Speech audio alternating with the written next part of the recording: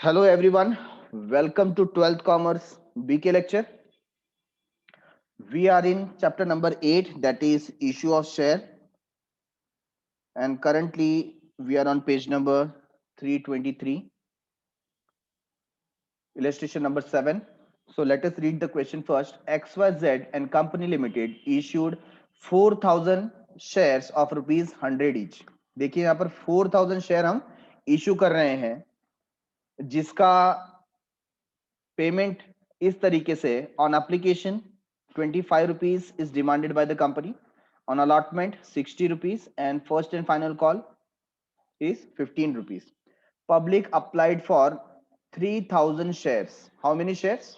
3,000 shares. तो यहाँ जो भी कोई कैलकुलेशन होगा वो 3,000 शेयर के हिसाब से होगा, because it is under subscribed. 4,000 share को हमको इग्नोर करना है क्योंकि वो बिके ही नहीं है. सब्सक्राइब कितने हुए? 3,000 शेयर. तो पूरा फोकस हमारा 3,000 पे होना चाहिए. That's it. ठीक है. तो rest of the things are same. सबसे पहले एप्लीकेशन पे 25 रुपीज रिसीव होगा, तो 3,000 into 25 rupees, how much it is? 75,000. तो अमाउंट आ रहा है bank account debit to equity share capital account, that is 75,000. अब इस अमाउंट को, एप्लीकेशन का जो अमाउंट है उसको हम कैपिटलाइज करेंगे, टर्न करते हैं उसको. तो शेयर कैपिटल में हमने उसको ट्रांसफर कर दिया. Equity share application account debit 75,000 to equity share capital account 75,000. Right है. इसके बाद नेक्स्ट देखो, नेक्स्ट जो एप्लीकेशन के बाद अलॉटमेंट स्टार्ट होता है वो 60 रुपीज का है. So now 3,000 into 60 rupees. इसके लिए पहले हम चार्ज करेंगे. चार्ज करने के लिए हम लिख रहे हैं equity share allotment account debit 3,000 into 60 per share, that is 1,80,000 to equity share capital. Capital में ये अमाउंट हमने ट्रांसफर कर दिया है. अब उसे रिसीव करेंगे bank account debit to equity share allotment account 1,80,000.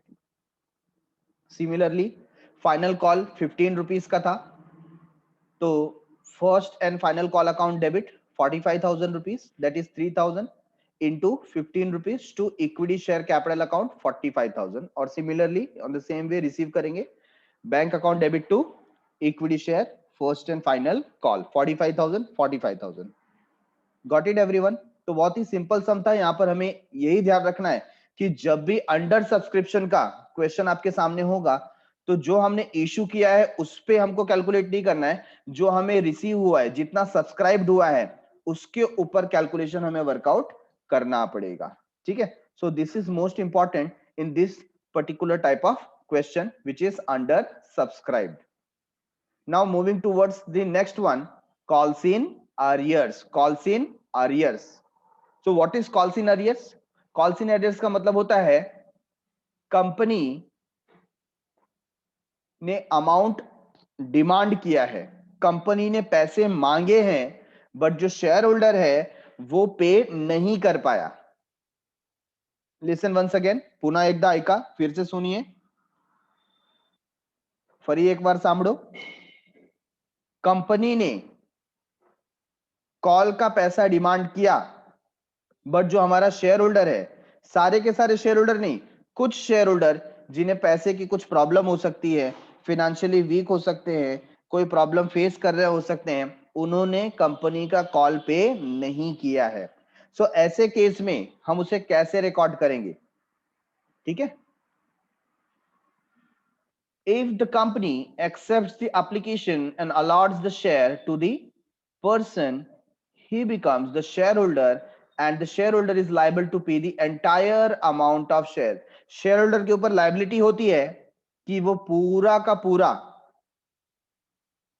जो बेसिक अमाउंट है, दैट मीन्स जो इश्यू प्राइस है, वो कंपनी को पे करे.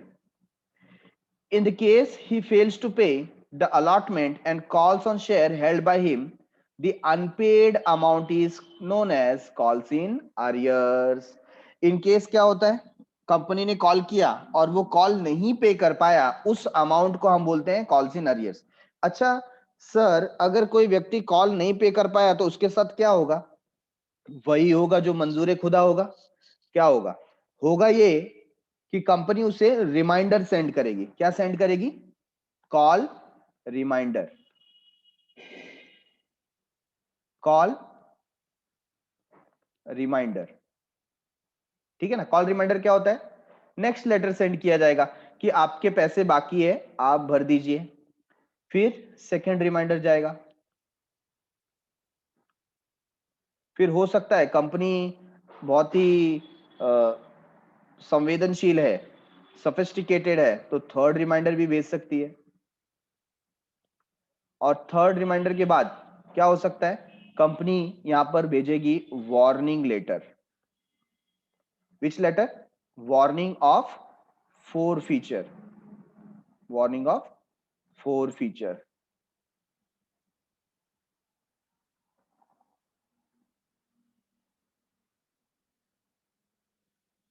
What is forfeiture, forfeiture का मतलब होता है कंपनी आपके कॉल ना पे करने की वजह से आपने जो शेयर का पैसा पे किया हुआ है वो आपसे छीन लेगी, खींच लेगी, मतलब आप शेयर होल्डर नहीं रह जाओगे।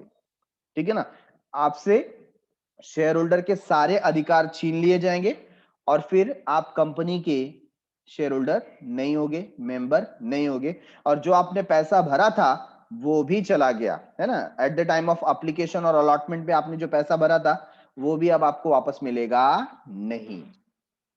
Getting it. तो इसका जो पूरा प्रोसीजर होता है वो एसपी के सब्जेक्ट में आपको पूरा सीखने को मिलेगा। फिलहाल हमसे जो रिलेशन है वो दो बात पर है, एक है कॉल्स इन अरियर और दूसरा है four feature of share. Calls in arrears होता है तो हमें ट्रांजेक्शन की एंट्री, ट्रांजेक्शन का इफेक्ट कैसे देना है, और फोर फीचर होता है तो उसका इफेक्ट हमें कैसे देना है। ठीक है, तो यहां पर आगे हम रीड करते हैं।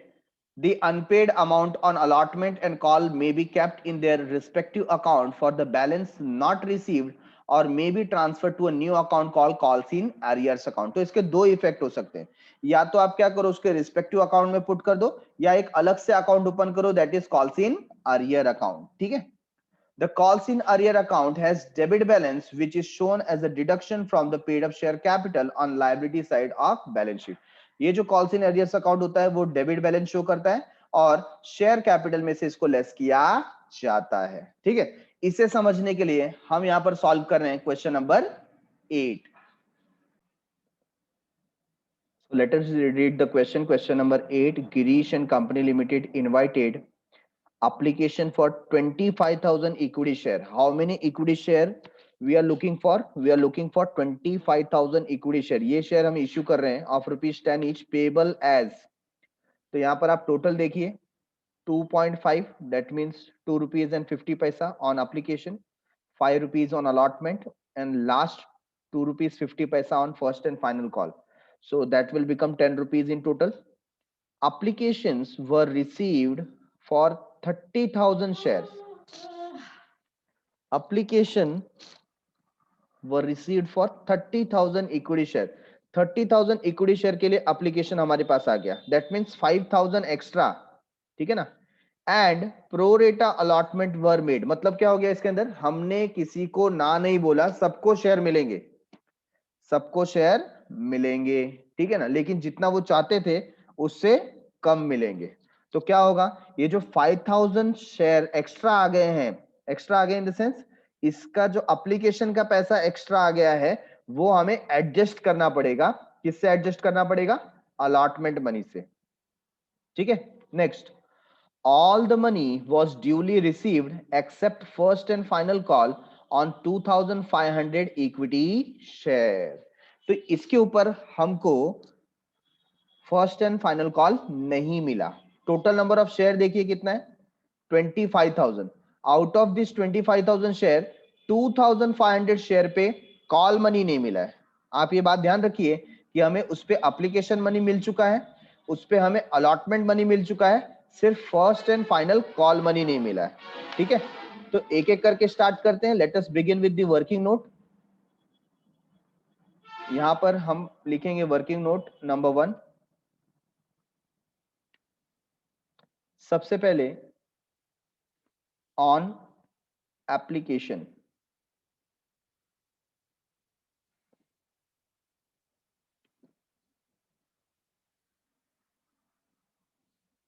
मैं यहां लिखूंगा एक्चुअल, ठीक है ना। एक्चुअल क्या हो गया, एक्चुअली 30,000 एप्लीकेशंस मिल गए, सब्सक्रिप्शंस मिल गए, इनटू कितना रुपए कलेक्ट होगा यहां पर, 2 रुपीज 50 पैसा। सो हमारे पास कितना आ गया,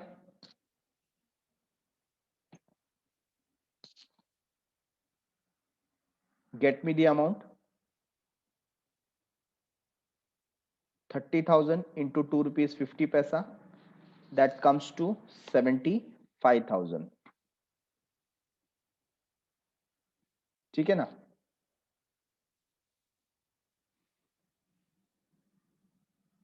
okay,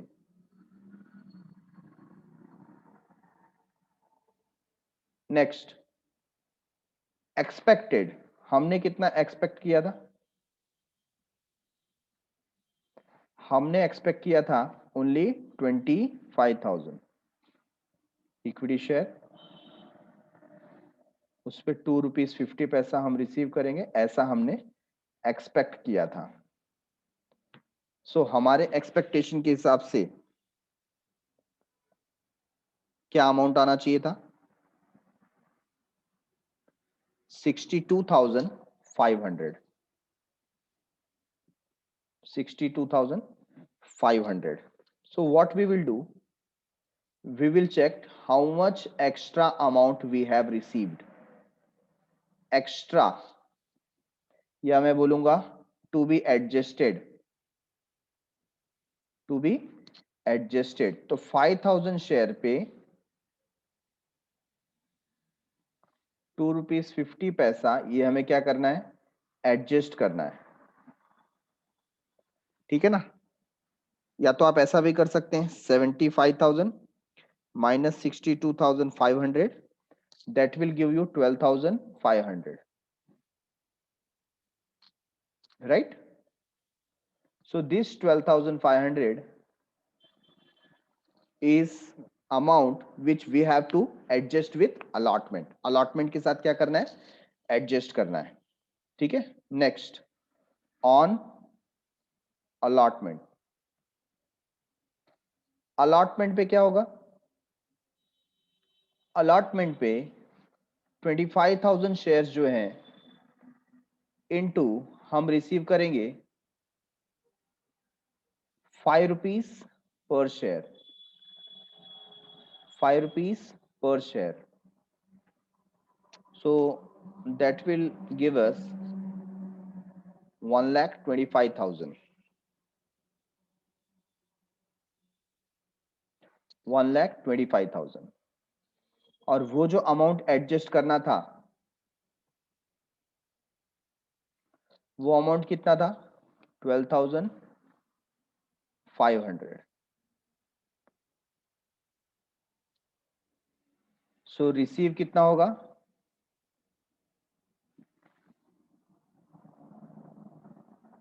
1,12,500. This is our actual receipt. This is our actual received at the time of allotment. Now next thing is regarding first and final call. So on first and final call, so starting में मैं लिखूंगा expected, हमने expect किया था how much, हमने expect किया था 25,000 share पे we will receive 2.5 rupees, that was our expectation, check it here, है ना। 2 रुपीज 50 पैसा दिया हुआ है, सो 25,000 इक्विटी शेयर पे 2 रुपीज 50 पैसा ये हमें रिसीव करना था, राइट है।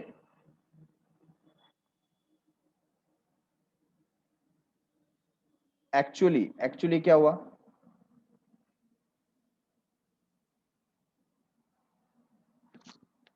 on 2,500 shares, 2,500 शेयर जो इक्विटी शेयर है उस पे हमें 2 रुपीज 50 पैसे नहीं मिले, उसे हम क्या कहते हैं? एरियर्स। क्या कहते हैं? एरियर्स, है ना?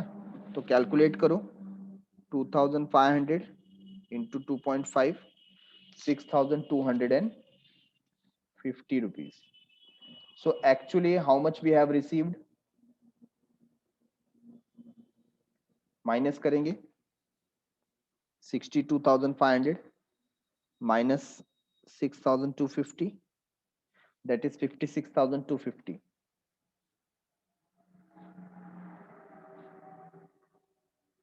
Okay, 56,250, this is actually received.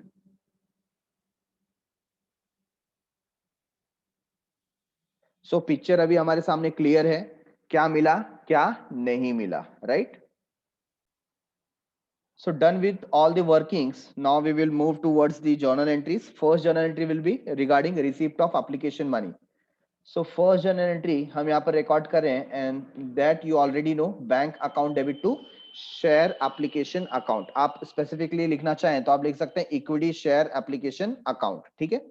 So I'm writing over here bank account debit.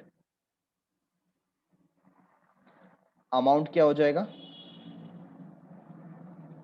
Amount हमें रिसीव हुआ है 75,000. ठीक है, जितना रिसीव हुआ है वो आपको पहले लिखना है, एडजस्टमेंट की बात हम बाद में करेंगे.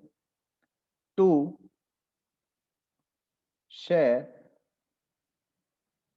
Application account.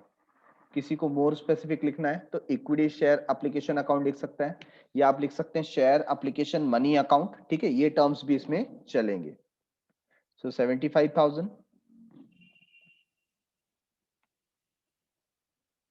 being application money received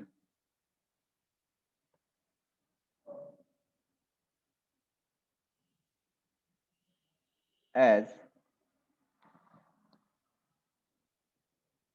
2.5 rupees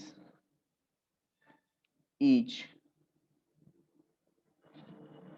on 30,000 equity share. ठीक है, तो ये हमारा कैलकुलेशन पार्ट आ गया. This is transaction number 1. अब ये जो पैसा आया है इसमें से कुछ अमाउंट हमें क्या करना है? शेयर कैपिटल में ट्रांसफर करना है, और कुछ amount in the sense 62,500 share capital में जाएगा, और रिमेनिंग 12,500 उसको हम एडजस्ट करेंगे. ठीक है, कैसे करेंगे? तो ये जो क्रेडिट किया था उसे पहले डेबिट करना पड़ेगा, share application account, share application account debit. amount is 75,000 to share capital, or you can write equity share capital account,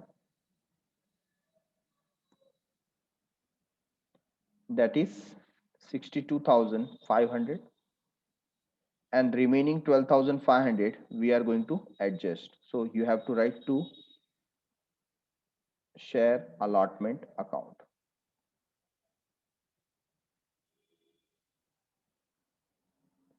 Share allotment account being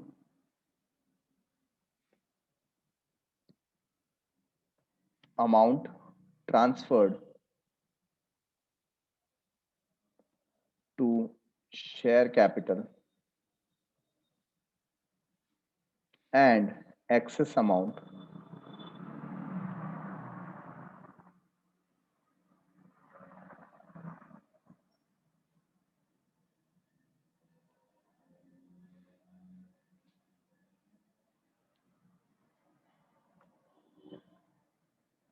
is adjusted. Excess amount or extra amount is adjusted. Third one. Now third entry is regarding allotment. Allotment के लिए पहले हम क्या करते हैं? Charge करते हैं. Charge हमें फुल अमाउंट पे करना पड़ेगा, दैट इज 1,25,000. ठीक है, चार्ज करेंगे तो we will write share allotment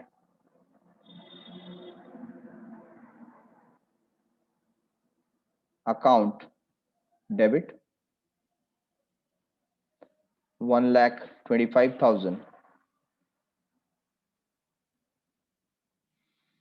to share capital, ये हमने चार्ज किया capital account 1,25,000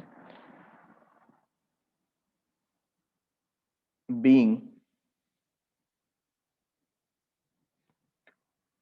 allotment amount due,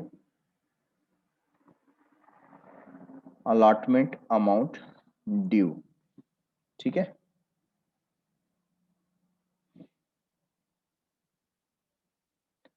next on fourth one, अब हमें रिसीव होगा, we will write bank account debit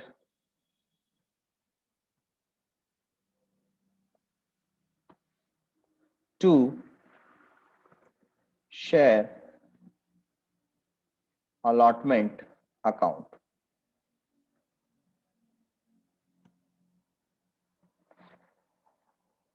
अब ध्यान दीजिए, ऑलरेडी शेयर अलॉटमेंट में आपके पास 12,500 है, ठीक है ना। सो आउट ऑफ 1,25,000 12,500 आपके पास ऑलरेडी है, तो अभी आपको कितना मिलेगा, आपको मिलेगा 1,12,500, 1,12,500 being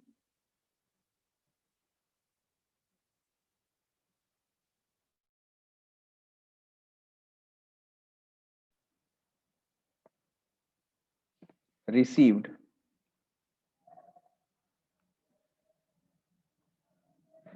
on allotment.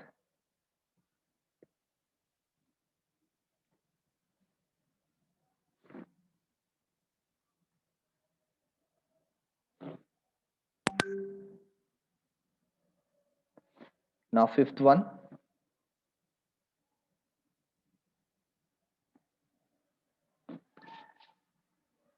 we have completed with this part, allotment is done, whatever we have received we have recorded. Now we are moving towards first and final call. सबसे पहले हम चार्ज करेंगे, और आपको याद रखना है चार्ज होगा यहाँ पर 25,000 पे 62,500 हम चार्ज करेंगे। So we will write share first and final call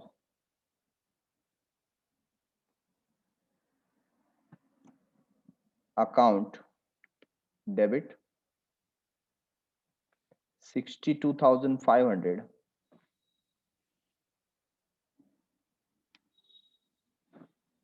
to share capital account. What you have done, you have charged it 62,500, ठीक है, being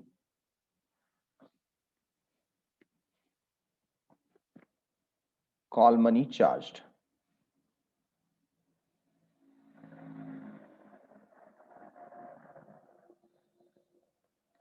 Call money charged. Okay. Now we will receive कितना हुआ actually 56,250. That we will write here on sixth one. Bank account debit. Whatever we have received, that you have to write on the debit column 56,250. ठीक है। What we have not received, वो हमारे लिए क्या है currently, एक type का arrear है, और ये जो अरियर है वो हमको डेबिट में लिखना पड़ेगा। We will write calls in arrears, calls in arrears account debit. We have not received 6,250। Very easy. To जो हमने डेबिट किया था share first and final call, उसी को क्रेडिट करेंगे, share first and final call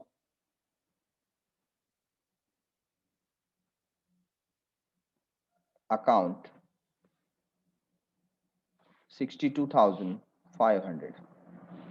so as you can see, share first and final call account open किया था, वो क्लोज कर दिया है। We have a new account over here that is calls in arrears. ठीक है, तो यहां पर ये पर्टिकुलर जर्नल एंट्रीज एंड होती है. We will take the total now and the total is 5,12,500. 5,12,500.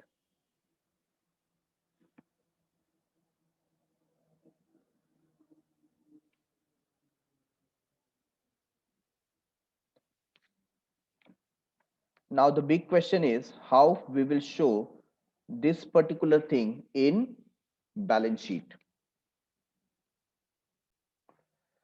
So let us start with the liability part. First of all, we will mention share capital, right? Share capital.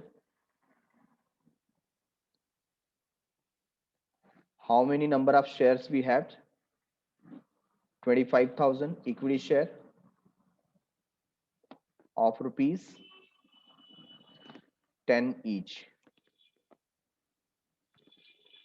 Of rupees 10 each. That is 2,50,000.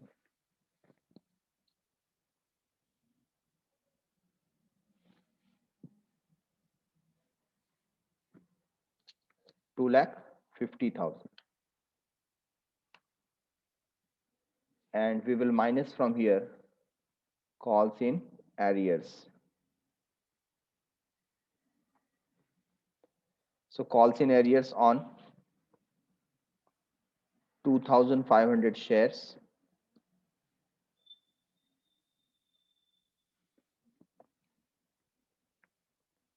at the rate rupees 2.5 per share.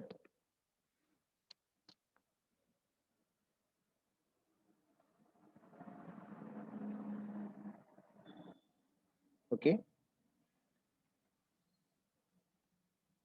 So that is 6,250 rupees. What you will do? इसको minus करेंगे क्योंकि ये debit balance है. And final figure will be there in the amount column. So 2,50,000 minus 6,250, that will give us 2,43,750. Got it? So all the balances will be in same nature. इतना ही हमें amount receive हुआ है bank account. We will write. आप bank के सब total लेंगे तो आपको यही मिलेगा.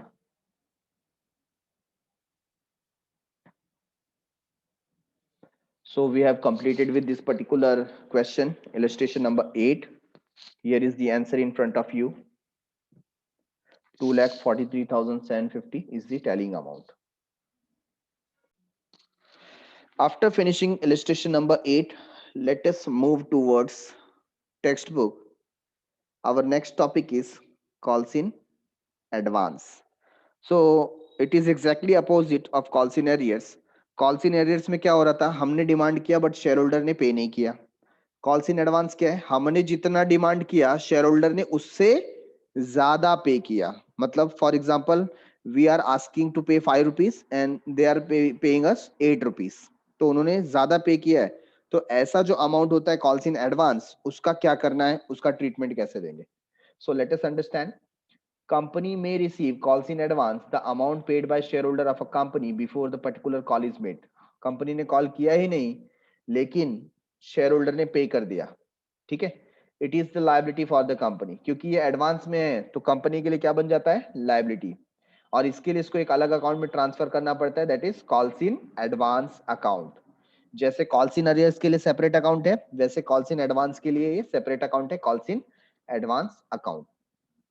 It is adjusted with the respective call made in future. तो फ्यूचर में जब हम लोग कॉल करेंगे तब उसके साथ में क्या कर दिया जाएगा? एडजस्ट कर दिया जाएगा.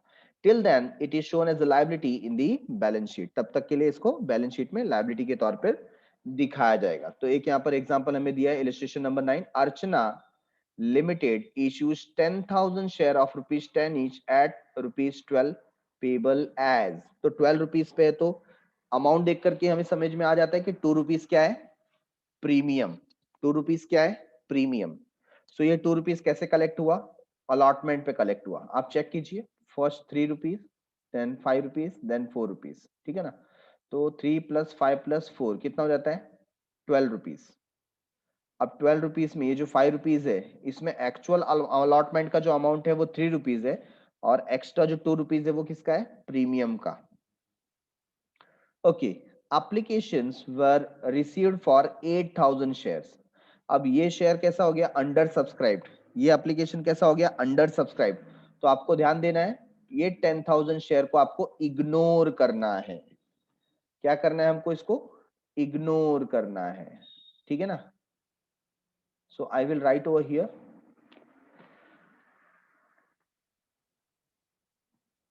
इग्नोर, ठीक है। तो ये 10,000 को इग्नोर करना है। सारे कैलकुलेशन 8,000 के ऊपर बेस्ड होंगे। Ketan, a holder of 400 share, made the full payment at the time of allotment. So Ketan से हमें 400 शेयर पे फुल अमाउंट मिल गया है, जबकि हमने अभी तक क्या किया था, एप्लीकेशन का अमाउंट डिमांड किया था। Record the about transaction in the books of Archana limited, ठीक है। तो आप ध्यान दीजिए, 8,000 शेयर्स वी हैव, एप्लीकेशन पे 3 रुपीज, अलॉटमेंट पे 5 rupees, and on first and final call 4 rupees. तो एक एक करके आगे बढ़ते हैं टूवर्ड्स द सोल्यूशन। सबसे पहले 8,000 शेयर्स पे हमें 3 रुपीज मिले, that comes to 24,000। So bank account debit to share application account 24,000, very easy. अब इसी को ट्रांसफर कर देंगे शेयर कैपिटल में। So share application account debit 24,000 to share capital account. Next one, share allotment, share allotment. So share allotment पे हमें 5 rupees मिलने वाले हैं। So share allotment account debit 8,000 share into 5 rupees. तो उसमें से 8,000 इंटू 2 रुपीज कहाँ जाएगा, प्रीमियम में, है ना। तो 8,002 इंटू 2 कितना होता है, 16,000। और जो रिमेनिंग अमाउंट है 24,000, that will go to share capital account. So अभी हमें अलॉटमेंट का पैसा मिल रहा है, bank account debit, bank account debit 41,600 to share allotment account 40,000 and to calls in advance. तो देखो हमें मिलना चाहिए था 40,000, बट हमारे जो केतन साहब है उन्होंने क्या किया, उन्होंने 400 शेयर पे 4 रुपीज, है ना, जो लास्ट अमाउंट था फाइनल कॉल, 400 शेयर पे 4 रुपीज भी पे कर दिया, जो कि उन्होंने एक्स्ट्रा पे किया। तो जो एक्स्ट्रा पे किया है वो हमारे लिए कॉल्स इन एडवांस है, हम उसको सेपरेटली मेंशन करेंगे to calls in advance account 1,600। और जब हमने कॉल्स इन एडवांस मांगा तो उसमें उसको एडजस्ट कर दिया गया, ठीक है। तो यहाँ पर देखिए 8,000 शेयर पे हमने 4 रुपीज डिमांड किया है, तो 32,000 होता है। We will write share first and final call account debit to share capital account. और जब हमें अमाउंट रिसीव होगा तो हमें पहले कॉल्स इन एडवांस को एडजस्ट करना है। आप देखिए यहाँ पर जो क्रेडिट साइड में था 1,600, वो हमने डेबिट साइड में लिख दिया है, और हमें 32,000 चाहिए था, उसमें से 1,600 आ चुका है, सिर्फ 30,400 हमें मिलेगा, ठीक है। तो इसलिए एंट्री आ जाएगी bank account debit calls in advance account debit to share first and final call account. Getting it everyone? इस तरीके से हमें कॉल्स इन एडवांस को एडजस्ट करना है। So done for the day, thanks a lot for watching. मिलते हैं अगले एपिसोड में, तब तक के लिए बाय बाय, शुक्रिया, शबा खैर, सायोनारा।